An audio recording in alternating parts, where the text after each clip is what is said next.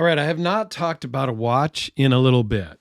And this one was loaned in from a buddy, Ross, who works with a lot of different companies and kind of is a distributor.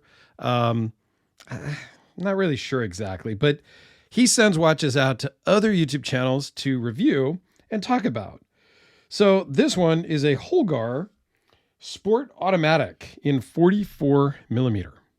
So let's just move this out of the way. And I've got some other stuff here that we will bring out for some size comparisons and stuff in a few minutes. But let me just zoom in because these are smaller than knives. So I did not, let me preface this. I did not set all of the other watches and spin them up. So they're all going to have different times. Just know that ahead of time. This is a cool looking watch for sure. It is a 44 millimeter.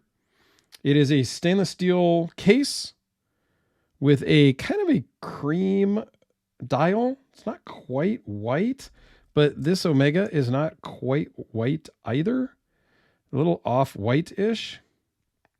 And so this is a 44 millimeter. This is a 43.5. That's kind of why I brought these two out, plus of the white dials. So let me just run through the specs really quick on this thing. It's 44 millimeter, 52.9 lug to lug. Lug width is 22 millimeter.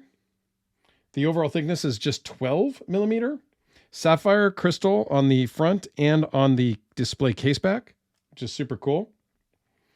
It's an SW200 Solita movement with about a 38-hour power reserve. It is a 100-meter water-resistant watch. The crown is 7.3 millimeters, so it is pretty easy to access and use. It is just a push-pull crown, so there is no screw down. But the way the case is shaped, it is a little tough to get in there to wind for my fat fingers, if you will. And it weighs in at 3.7 ounces, and I totally spaced doing the conversion to grams, but it's what Google's for. You guys can handle that, right? So let me zoom out to give you a wrist shot. There is, so the clasp is a little bit backwards to me, the way that it kind of goes on. And we'll talk about that in a second. But here it is on my 7.25 inch wrist. I can't get the perfect fit with this particular leather strap. So it's a bit loose on me here because it will actually twist around. But if I push it to the next hole, then it's a little too tight for me and it doesn't move around. I like my watches to be able to slide on my wrist a little bit and kind of, move around slightly. So for me, this particular strap maybe isn't the best, but it is a very nice leather strap with a crocodile stamping. So it is just a leather strap. The clasp, it's good, but the pushers are a little bit uncomfortable. They could just be a little bit more, softened.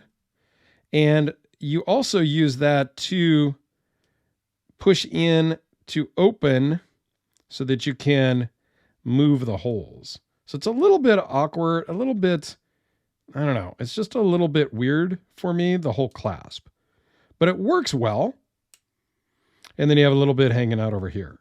So the way it is a little bit odd to me is, and because these watches, the extra is under, but how can I explain this? So crowns are down on both of these, right?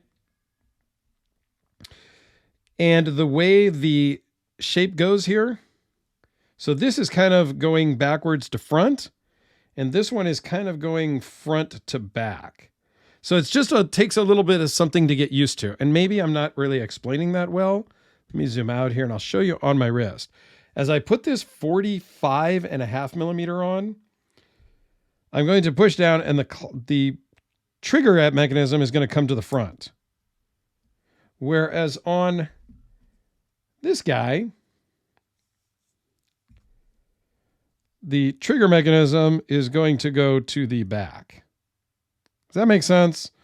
I don't know. Every time I pick this up to put it on, because I have worn it and used it for about a week, it's always a little confusing to me as to which way to fold this guy to get it closed right on my wrist.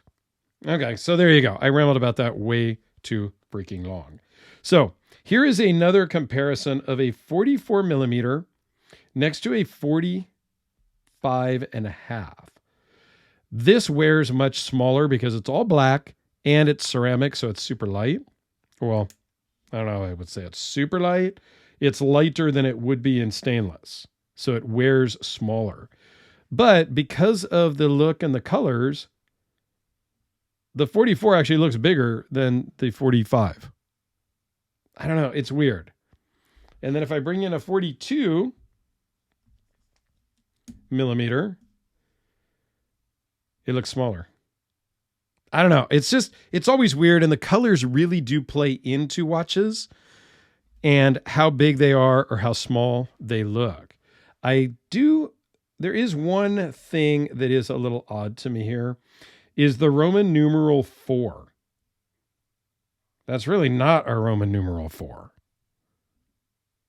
The Roman numeral 4 would be a V with an I before it. So that does, I'm not going to say bugs me, but my OCD kind of kicks in a little bit. Outside of that, the dial is beautiful. Textured in the middle, blued hands, seconds hand also. The AR coating is fantastic. I mean, this is a really nice looking watch. Now they have this watch in multiple colors. They have a blue dial, a black dial, some other ones as well that come with different straps. It does hack, hand wind, automatic movement, all of that. Take a look at the case back or the movement inside of the case back. Always like a display case back. It's always fun. And it just is a good looking watch. When I pulled it out of the box, I was super impressed. These are about $1,700 on the manufacturer's website. You can probably get a deal and all of that, but just know that that's about what you are looking at. So let's do a quick lume shot. It's not spectacular. I will bump it up here with the UV light. It's really just the hands. So, but it is more of a dress type watch. They call it a sport automatic, but I really meant more for going out in the evening and things like that. So I don't know. I like it. It's not for me just because, well, I'm not really looking at watches that much right now. So, but please let me know what you think. I would love to hear your thoughts. And Ross, thank you very much for loaning this in. There's actually another one back on the table behind me that just came in from Ross that's still in the box I need to open. So stay tuned for that. Well, actually the unboxing will probably go before this video goes up, but you know what I mean. Thanks, guys.